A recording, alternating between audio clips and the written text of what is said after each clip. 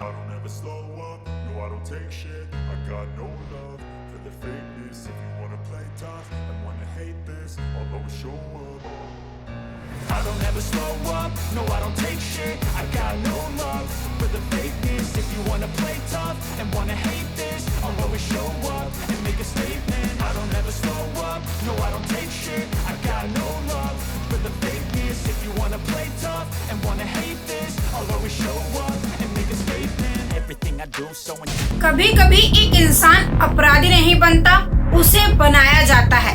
और जब समाज, सिस्टम और हालात मिलकर किसी को उस मोड़ तक धकेल दे जहां से वापस आना नामुमकिन हो जाए, तब जन्म होता है एक ऐसी कहानी का जो सिर्फ अपराध नहीं, एक पूरी व्यवस्था पे सवाल खड़ा करता है।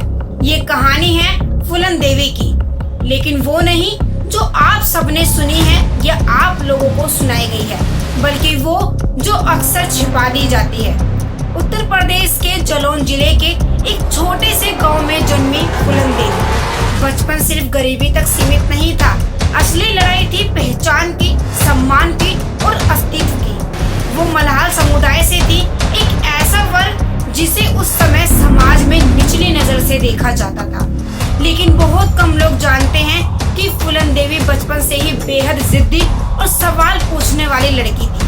वो अन्याय को चुपचाप सहने वालों में से तो बिल्कुल भी नहीं थी। एक घटना जिसने उनकी जिंदगी पूरी बदल दी, वो था जमीन का विवाद। उनके ही रिश्तेदारों ने उनके परिवार की जमीन हड़प ली और इस छोटी सी फूलन देवी ने इसका विरोध किया तो उन्हें सरेआम पीटा गया। यहीं से उन्हें समझ में आया कि सच और हक की कोई कीमत नहीं होती। अगर ताकत है तो सब कुछ है, अगर नहीं है तो कुछ भी संभव नहीं है। सिर्फ 11 साल की उम्र में उनकी शादी एक ऐसे आदमी से करा दी गई जो उम्र में बहुत ज्यादा बड़ा था। लेकिन ये सिर्फ एक बाल विवाह नहीं था, ये उस सिस्टम की नाकामी थी जिसने एक बच्ची को एक नर्क में धकेल दिया। वहाँ उनके साथ जो हुआ उसने उनके भीतर डर नहीं बल्कि गुस्सा पैदा किया। लेकिन असली मोड़ अभी बाकी था।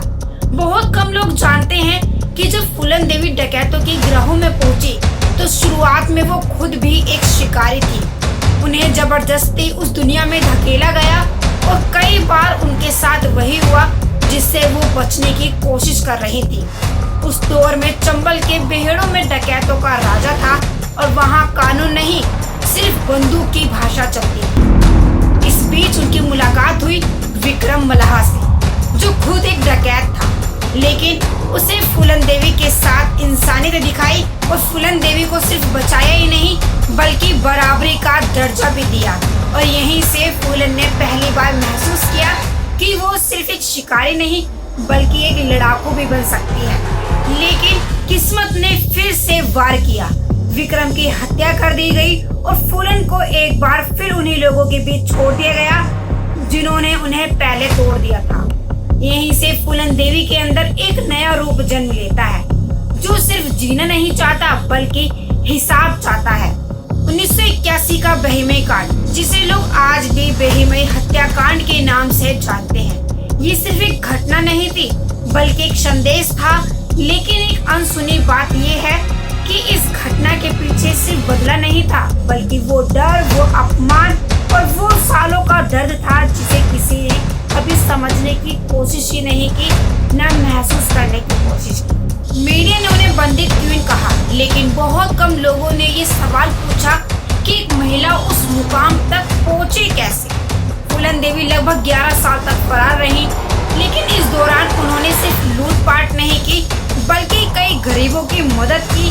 चंबल के कई गाँव में उन्होंने एक रॉबिन हुड की तरह देखा जाता था। ये एक ऐसा पहलू है, ये अक्सर किताबों और खबरों में नहीं मिलता। 1983 में जब उन्होंने आत्मसमर्पण किया तो वो एक आम सरेंडर नहीं था, ये एक पॉलिटिकल और सोशल घटना बन गई थी। हजारों लोग देखने आए थे, एक डकैत का नहीं बल्कि एक प्रतीक का आत्मसमर्पण। उनकी शर्त साफ थी कि उन्हें फांसी नहीं दी जाएगी और उनके समुदाय के लोगों को परेशान भी नहीं किया जाएगा। जेल में बिताए गए 11 साल, ये वो समय था जहां फूलन देवी ने खुद को समझा, बदला और एक अपने आप को नई दिशा दी। बहुत कम लोग जानते हैं कि जेल के दौरान उन्होंने पढ़ना लिखना सीखा और अपने अतीत के शब्दों को ढालना शुरू किया। 1994 में रिहाई के बाद जब उन्होंने राजनीति में कदम रखा तो ये सिर्फ सत्ता पाने का रास्ता नहीं था, ये उस सिस्टम के अंदर घुसने की कोशिश थी जिसने उन्हें कभी बाहर कर दिया गया था। समाजवादी पार्टी से सांसद बनना ये एक ऐसा मोड़ था जहां डकैत संसद में बैठकर कानून बनाने लगे। लेकिन हर कहानी का अंत शांत नहीं होता। 25 जुलाई 2001 उनके घर के बाहर गोलियों की आवाज गूंजती रही और फूलन देवी की कहानी वहीं खत्म हो जाती है। कहा गया कि ये बदले की आखिरी कड़ी थी, लेकिन असल में उस चक्र का हिस्सा था जो कभी शुरू ही नहीं होना चाहिए था। आज जब हम फूलन देवी को याद करते हैं तो सवाल सिर्फ ये नहीं होता कि वो सही थी या गलत। सवाल ये होता है कि क्या हमारा समाज आज भी किसी को फूलन देवी और उसी रास्ते में धकेल रहा है? क्योंकि सच्चाई ये है कि फूलन देवी एक व्यक्ति नहीं थी, वो एक परिणाम थी, एक ऐसे सिस्टम का परिणाम जहां न्याय कमजोर के लिए नहीं ताकतवर के लिए लिखा जाता है। ऐसी वीडियो देखने के लिए चैनल को सब्सक्राइब करें और वीडियो को लाइक करें और ज्यादा से ज्यादा शेयर करें। धन्यवाद।